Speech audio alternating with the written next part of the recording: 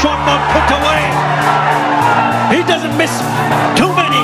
Oh, that's gone. Nazmul Hasan শান্তর জায়গায় একটা বার অভিজ্ঞ ক্রিকেটার ইমরুল কায়েসকে সুযোগ দেওয়া উচিত।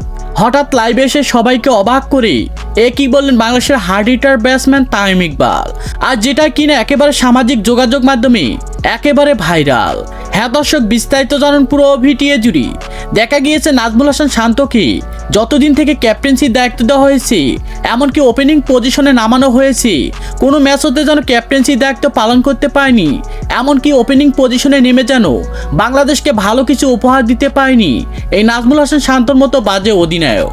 আর তাই আমি বলি কি, নাজমুল হাসান শান্তর জায়গায় একটাবার অভিজ্ঞ ক্রিকেটার ইমরুল কায়েসকে সুযোগ দেওয়া উচিত।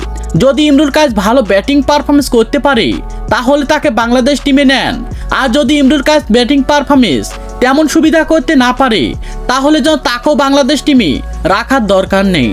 আর এমনটা মন্তব্য করে যেন নাজমুল হাসান শান্তর জায়গায় ইমরুল কায়েসের মতো অভিজ্ঞ ক্রিকেটারকে নিতে বললেন তামিম ইকবাল। তো দর্শক, আপনারাও কি চান নাজমুল হাসান শান্তর জায়গায় ইমরুল কায়েসকে নেওয়া হোক? সে বিষয়ে আপনাদের গুরুত্বপূর্ণ মতামত জানাবেন আমাদের ভিডিওর কমেন্ট বক্সে। ধন্যবাদ।